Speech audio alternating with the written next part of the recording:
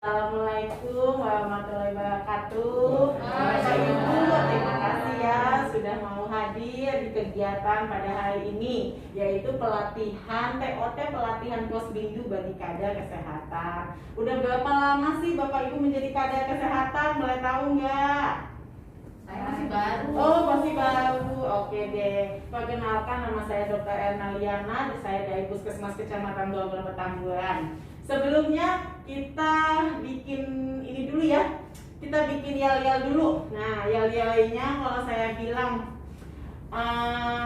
Posbindu oke, jawabannya hebat luar biasa, gitu ya. Posbindu oke, hebat luar biasa. Nah, terus yang kedua, yel-yelnya selamat pagi. Nanti jawabannya pagi-pagi tetap semangat, gitu ya. Oke, kita mulai ya. Selamat pagi. Pagi tetap semangat. Terima kasih. Nah, Bapak Ibu, kita mulai aja nih, biar jangan lama-lama ya, biar nggak bosen. Nah, yang mau saya kasih topiknya itu tentang pengukuran faktor resiko penyakit tidak menular. Ada yang sudah tahu belum apa sih penyakit tidak menular itu? Penyakit tidak menular udah pernah nggak didengar di kepala kita seperti apa penyakitnya? Yaitu kayak darah tinggi, kencing manis, nah satu obesitas ya. Nah, obesitas ini biasanya itu kita membutuhkan yang namanya tinggi badan, berat badan, ya lingkar perut. Seperti itu ya Bapak Ibu ya. Nah, kita next sebentar. Nah, sebelum kita mulai pembelajaran, kita ada nih istilah tujuan pembelajaran. Supaya apa? Supaya setelah mengikuti pelatihan ini, Bapak Ibu diharapkan bisa tuh melakukan pengukuran faktor resiko penyakit tidak menular. Ya, jadi bisa berbagi nih apa yang kita dapatin hari ini ke teman-teman kita, karena kader Posbindu itu banyak Bapak Ibu, teman-teman Bapak Ibu kan pasti banyak kan? Nah, jadi kita bisa nih ngasih tahu bagaimana caranya melakukan pengukuran faktor resiko PTM. Nah, ini nanti yang harus kita bisa terapkan, yaitu melakukan pengukuran tinggi badan, melakukan pengukuran berat badan, melakukan pengukuran lingkar perut, serta menghitung indeks massa tubuh atau IMT yang dibilang dengan kegemukan. Nah, itu dari IMT itu Bapak Ibu ya. Nah, untuk khusus hari ini saya akan membawakan tentang melakukan pengukuran tinggi badan saja ya. Kita mulai. Sebelum masuk juga ada kontak nih ya. Nah, yang memang punya handphonenya matiin dulu, jangan dinyalain ya, supaya nanti bisa fokus. Kalau misalnya nggak paham bisa bertanya ya. Kalau misalnya pengen diulang boleh ya. Yang kedua tuh wajib untuk berpartisipasi, misalnya kasih umpan balik. Misalnya teman kita mempraktekkan, Bapak Ibu bisa, oh yang ini salah loh, yang ini harusnya seperti ini, boleh seperti itu ya. Kita santai saja. Ada yang mau ditanyakan nggak sampai sini? Ayo jawab yang kencang. Tepuk tangan dulu kita buat. Oke, kita mulai ya. Kita melakukan pengukuran tinggi badan. Nah, 3 hal yang perlu kita lakukan, kita siapkan dalam melakukan pengukuran tinggi badan. Apa saja? Yang pertama adalah persiapan alat dan bahan. Alat dan bahannya seperti apa? Ya, salah satunya mikrotois atau misalnya pita meteran. Ya, kita punyanya di sini mikrotois, kita pakai mikrotois ya. Yang kedua, teknik melakukan pengukuran. Seperti apa tekniknya nanti kita belajar. Dan yang ketiga, interpretasi hasil pengukuran. Artinya gimana sih cara membacanya? Udah diukur tapi kok kayaknya bacanya saya masih bingung. Nah, nanti kita belajar di situ ya Bapak Ibu ya.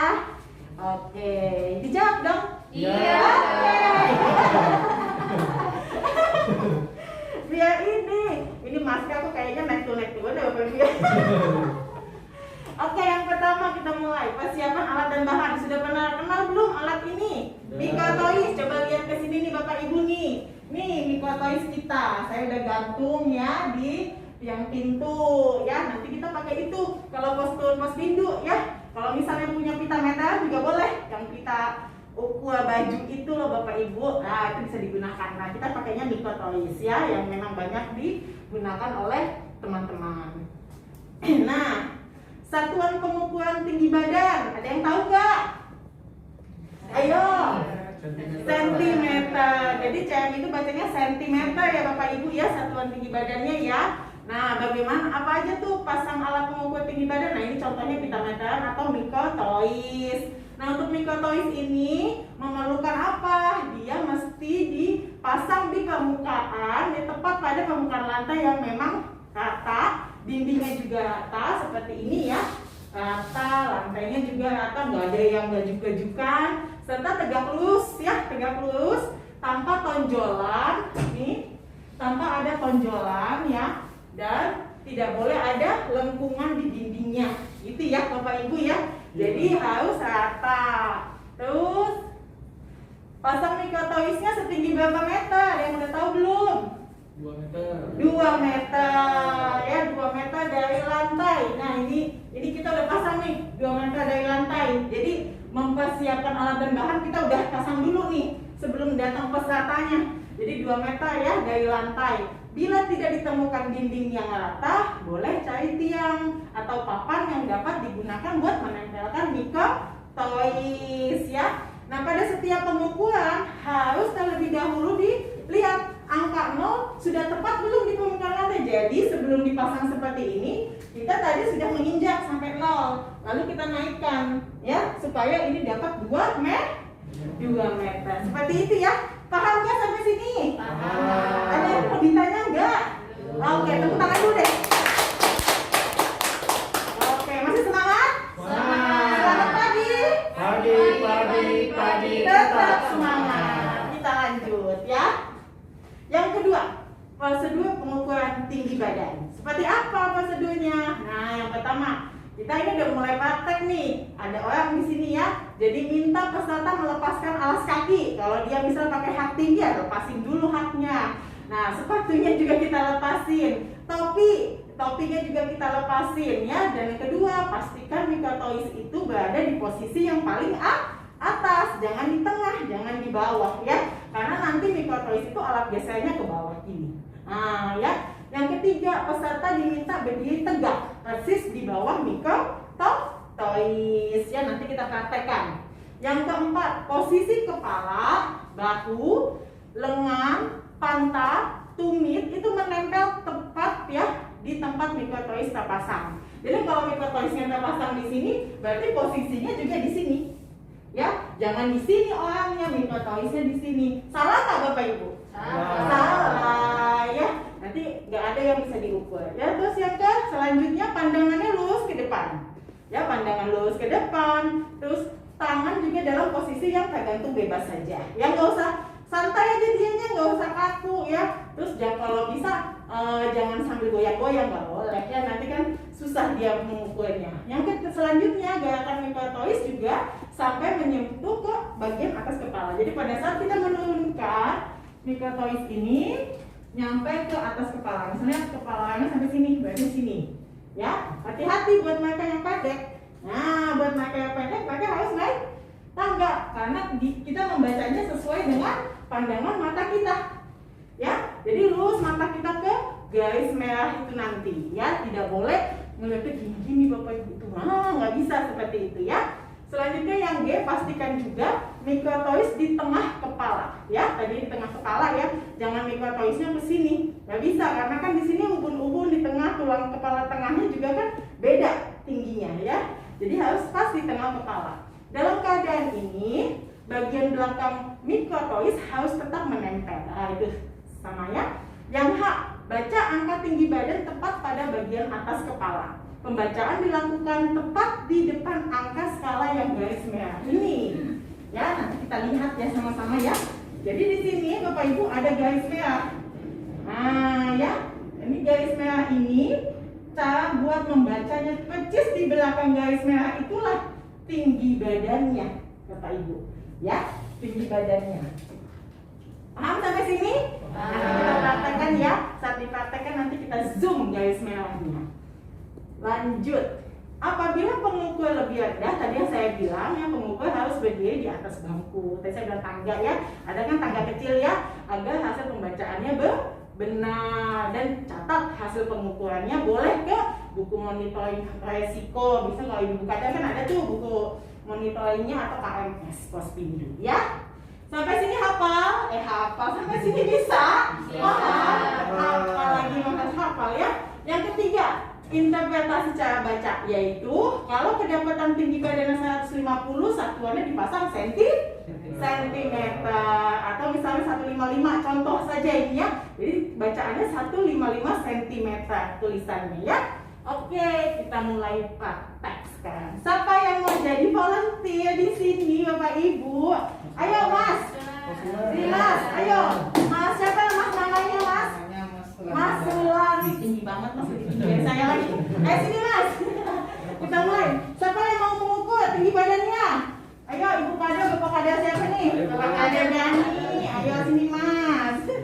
Silakan. Nanti di shoot ke sini. Oke, lakukan Mas. Kita lihat ya. Nanti kita kasih umpan balik nih. Nah, bagaimana caranya Mas ngomong?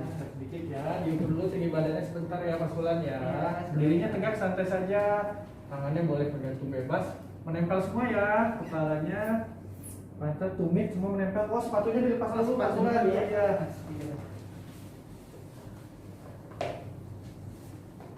Oke, saya arahkan sebentar ya. Santai Mas, senyum. Tumitnya tempel. Senyum. Senyum ya. Sebentar ya, komisi ya. Boleh teman-temannya ikut maju, kita lihat membacanya yang mana, yuk. Nah, jadi tahu bacanya yang mana Mas? Yang di garis merah. Iya, jadi di belakang percis garis merah itu ada angka. 16. Saya nggak harus digit, harus pakai kursi. Oh, harus pakai kursi, boleh Mas. Tinggi ya, Pak Sulan. Tinggi juga Pak Sulan. Tingginya berapa sebenarnya? Udah pernah belum bilang gue? Oke.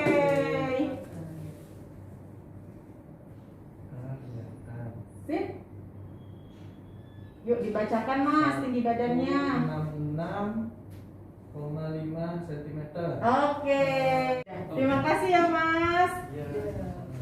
Boleh duduk lagi. Ayo tepuk tangan dulu buat saudara kita. Oke, udah pada paham di sini. Jadi kita membacanya, interpretasinya itu tepat di belakang garis merahnya, ya, dengan satuan sentimeter. Nah, sekarang boleh nih ditulis.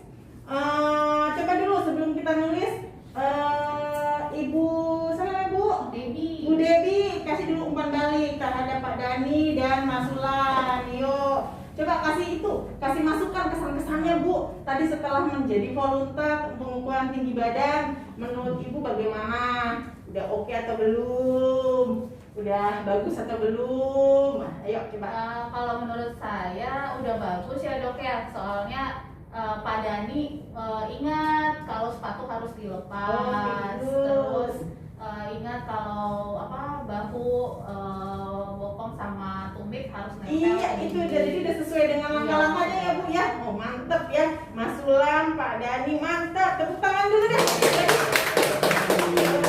Semangat kita. Nah sekarang kita tulis nih. Ayo tulis kesan-kesannya mengikuti pelatihan ini. Yang ibu-ibu kada cantik, bapak-bapak kada yang ganteng. Pesan-pesannya apa setelah mengikuti pelatihan ini? Kalau misalnya ada yang mau ditanya juga boleh ya. Ayo kita tulis pesan-pesannya.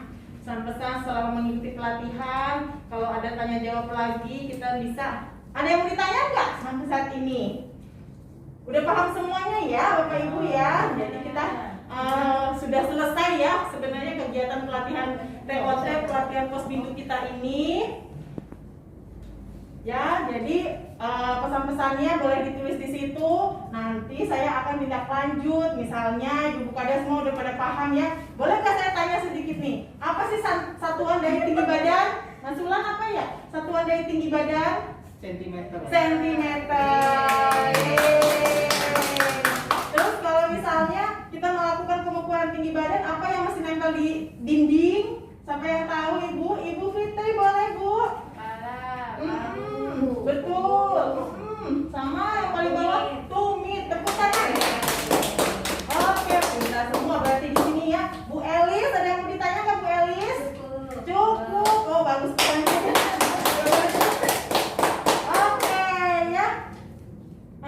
Sepertinya kita udah mau selesai nih kegiatan pelatihan kita.